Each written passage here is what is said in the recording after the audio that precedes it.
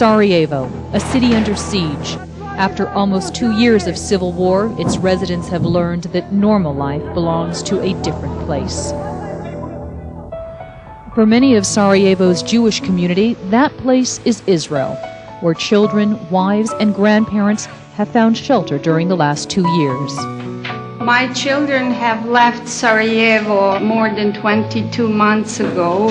They have been in Israel for a year and a half. I have not seen them since then. Her 2 sons, Harris and Dennis, Frederick Schutritz, and another 33 refugee children from Sarajevo were brought to Israel by the Jewish Agency and have been at the Havat Hanor Youth Village in Jerusalem for the last 2 years. They're waiting to be reunited with their families. February 1994. The 11th rescue operation organized by JDC, the American Jewish Joint Distribution Committee, is on its way. 296 citizens of Sarajevo, Jews, Christians, and Muslims, will cross fragile ceasefire lines to safety. At the departure point, a crowd gathers. The lucky ones board the buses, leaving behind friends and family who can barely tear themselves away, straining for a last glimpse or touch, not knowing when they will see each other again.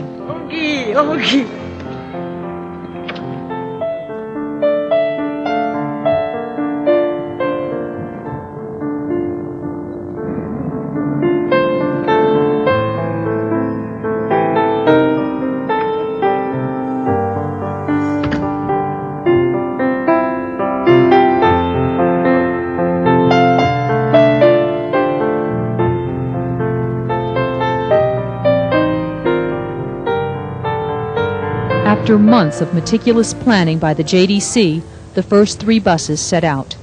Then, less than 200 meters away, a mortar bomb explodes in a busy Sarajevo market, killing 68 and wounding 200. Tense and anxious, the convoy continues. Traveling past the airport and into no man's land, the new refugees are exposed to Muslim and Serb snipers. But each side honors its commitment to give the convoy free passage, and not a single shot is fired. 7 hours and 38 checkpoints later, the convoy arrives in Casa, a small town in Croatia.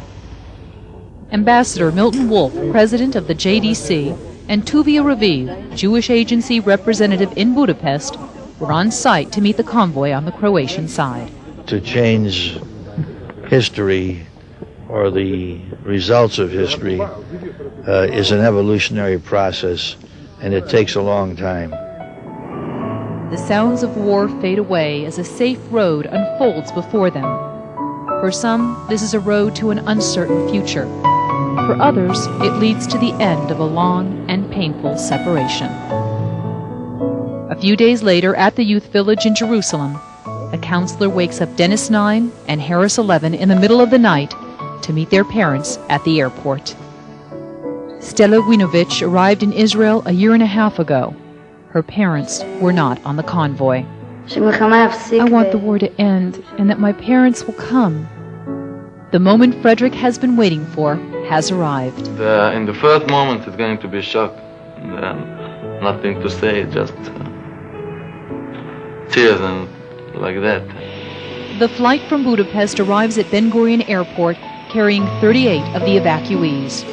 The oldest refugee is Zagniba Hardika Susik, a devout Muslim whose destination is Israel.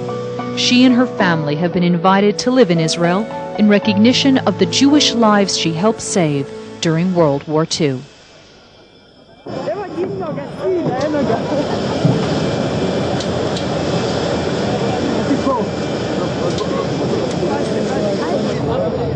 The joy of family gatherings push aside the horrible memories of the last few months.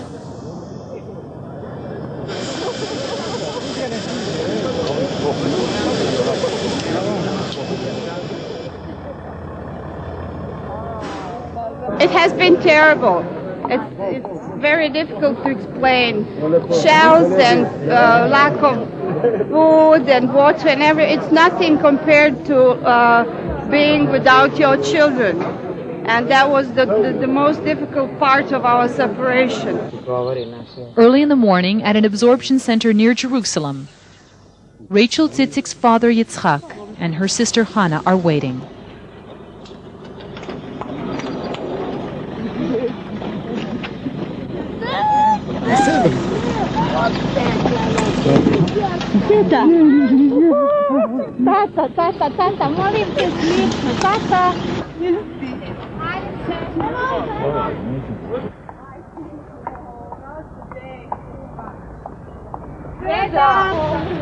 I don't want them to cry. It's such a happy occasion. I want everybody to be as happy as we are, because I never thought it would happen. I didn't believe we would survive and get together again.